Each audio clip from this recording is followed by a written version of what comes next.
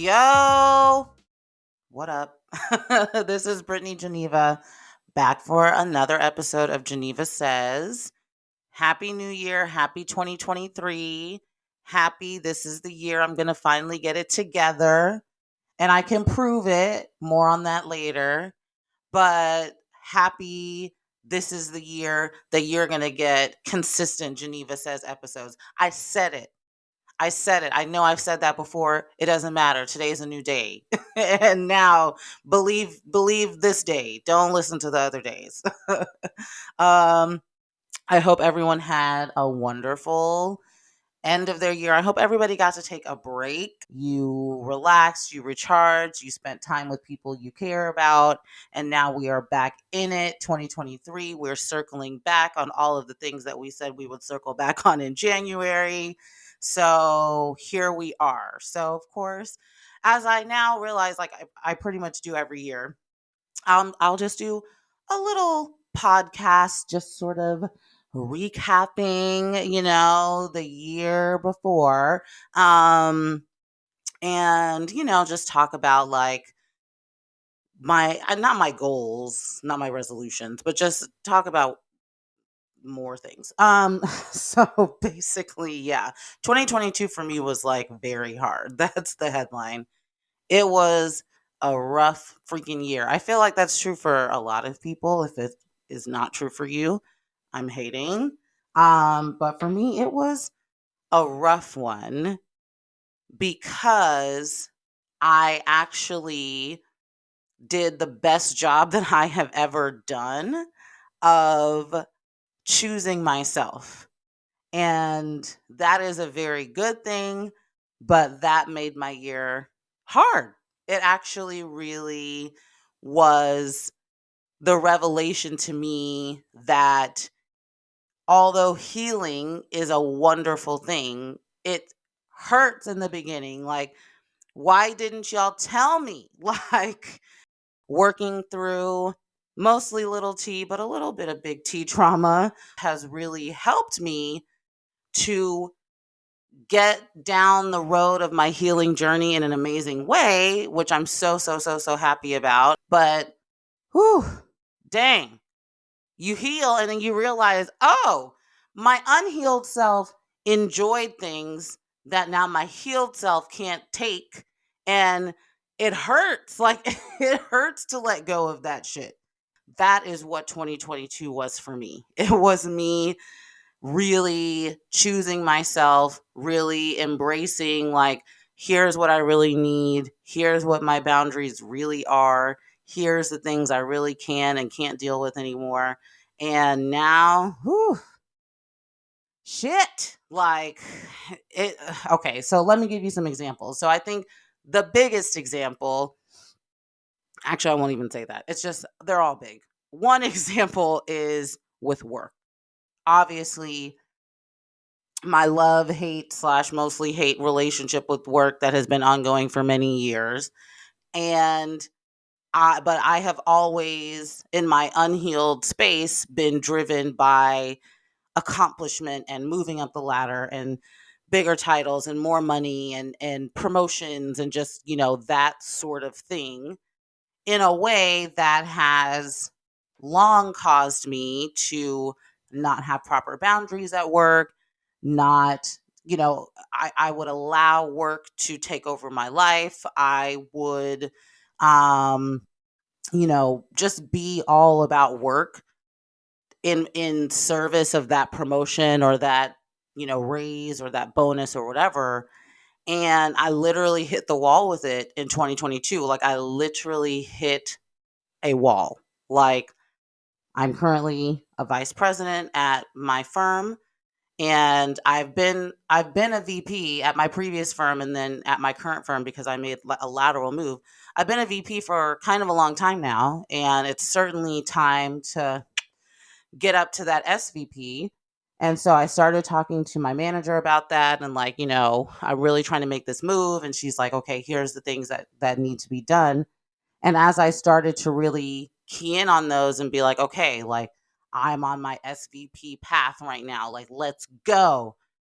it was killing me, you all. Like, I was crying after work days and getting up extra early and staying online extra late and like being on meetings all day every day, like no time to even go to the bathroom or go have lunch or just, I mean, it was just so crazy. And I'm like, so you mean to tell me that other SVP that, well, not other SVPs because I'm not one, but like SVPs are doing this? Like, is this what they're doing?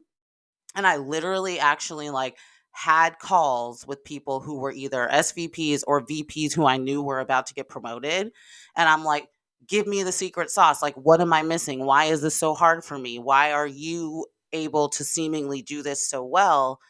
And they all said the same thing, which was some combination of, I don't really have a life outside of work and I don't like it. Like, one of them told me, "Oh, I'm about to quit."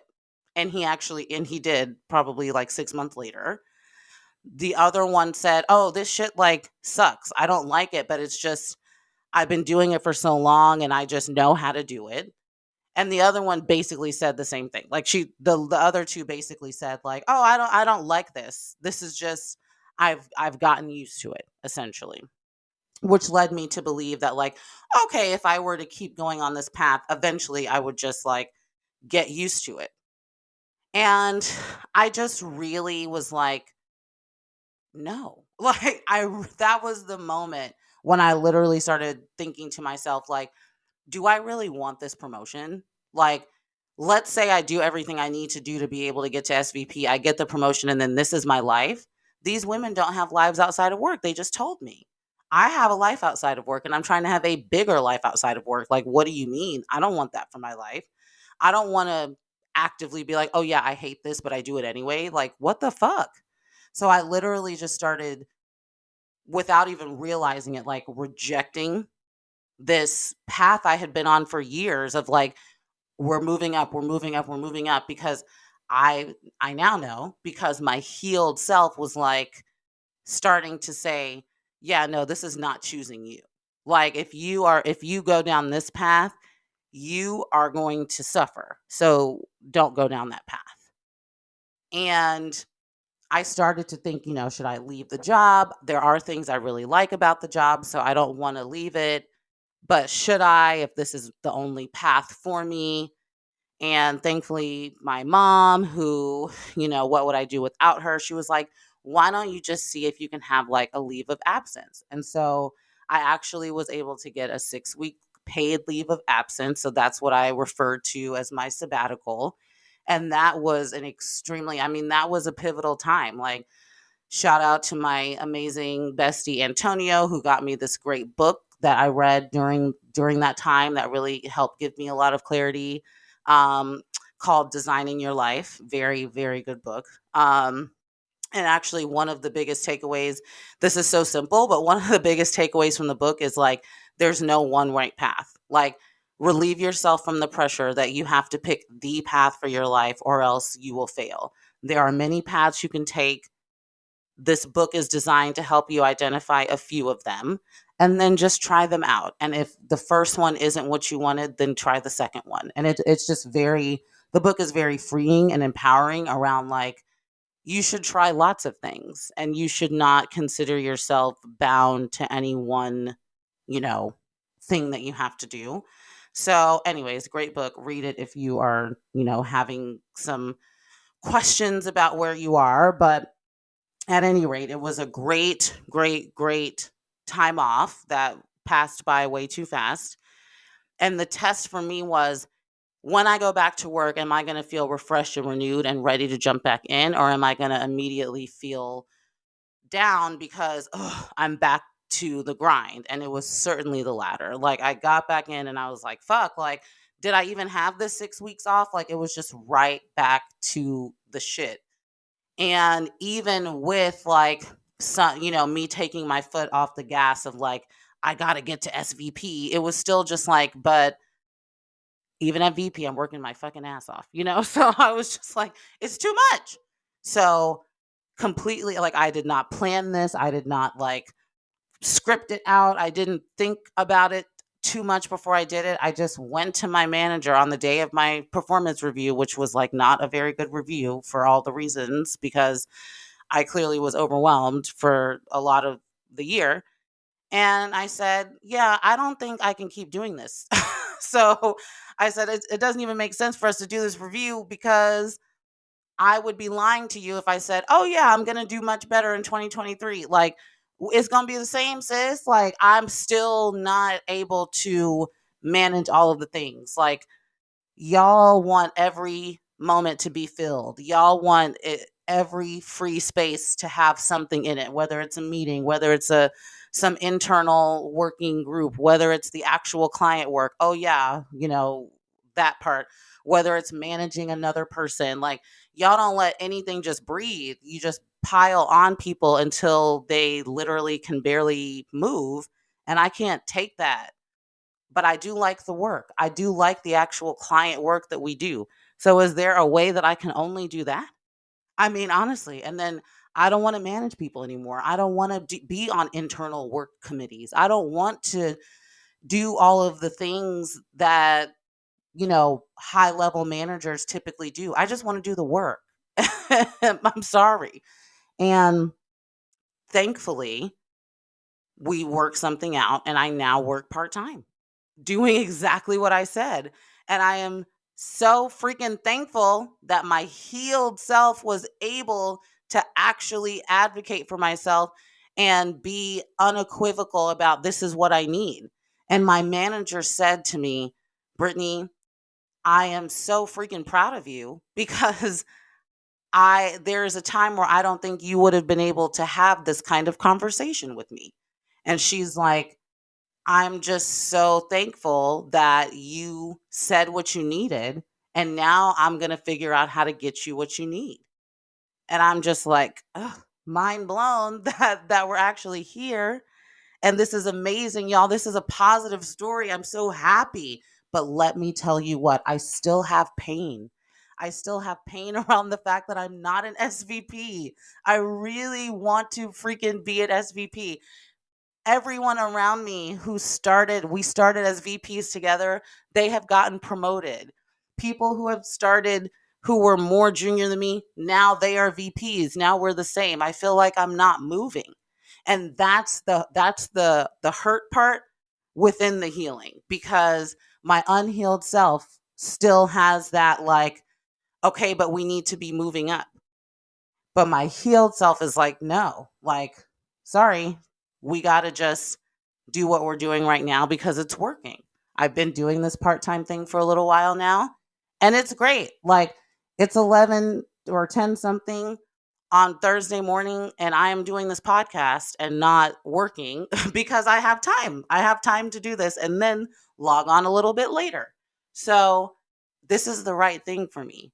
But there's still that pain. There's still that hurt of like, dang. But now I feel like, you know, I've given up something that used to really matter to me. And that just is hard, but necessary. And I think, as I think about the other really big example of this, of course, is in romantic relationships. I mean, y'all have seen the tweets. They're so relatable. When you start choosing yourself, your phone is dry. It's dry. The phone, there's nothing on it when you cut off the bullshit, because 99% of these men only come with bullshit. And when you say, well, that's not going to work for me, and you mean it, oh, okay. Well, they on to the next one. Wow, okay. I don't got no texts. Whew, I don't got no DMs. It's just okay. But so my healed self is making sure that I'm not settling for bullshit. Thank you. Thank you, self, for doing that. My unhealed self is back there like, oh my gosh, this is lonely. This is boring. You know, I can't just entertain that one situation for that one, just for a little bit so I can have something going on. But when you're actually like in a more healed place, you can't. Like, it's not even a choice that you make. It's actually like in your body. Like, it's not that I'm saying I'm choosing not to do this anymore. It's literally like I'm not able to do this anymore. It's so profound how, like, when that change actually takes place in you, it's not a choice. It is intrinsic. Like, now I can't take the bullshit. Like, my physical body is unable to receive it. So if it comes my way, I'm like, no, like, I can't. I have to block this number. I have to ignore this text. I just can't do it. So that is wonderful and beautiful. And I love it for me. But it is hard to finally cut somebody off who you've been dealing with for a really long time, or finally accept that this relationship is not going to evolve past the point that it's at, or finally, or deal with the fact that, like, you used to be out thoughting and bopping, and now, like, you home, with your dog Coco. So so it's healing, but it hurts. And for anybody who is, like, going through this too, like, I wish I could even say, like, it gets better, because I'm sure it does. It just hasn't necessarily for me yet. I hope and pray and believe that it will in 2023. But I haven't gotten there yet. I'm still in the place of, like, whew, it hurts. I am so glad that I've chosen myself. I am so glad that I've advocated for myself, and that I've known myself, and I've enforced my boundaries, and I've made clear my needs, and it still hurts. It really does. It is painful to see what I have lost in my healing, even though these are things that need to be lost. They are things that need to go away and never come back. But it still hurts. It doesn't change the fact that it's difficult to actually make that turn and make that pivot to what your new healed life looks like. So that is all from me. Can anybody relate? Can anybody, like, understand what I'm talking about? If you can, let me know. Hit me up. I'm on social media, Brittany_Geneva. And I also am on Instagram. The podcast is at the Geneva Says. I will be bringing you more podcast content. I will be bringing you more other types of content as well on that page, which I'm really excited about. I have a lot of things planned. The content is about to go crazy. I'm inspired by my friend Kirk Brown, who just posted about the million brand deals that he did in 2022, because he is constantly pumping out the content. And I'm like, I just want to be like you when I grow up, Kirk. Okay. But I really appreciate you guys for listening, of course, as always, and supporting me. And you're my favorites. And I love you. Okay, thanks. Bye.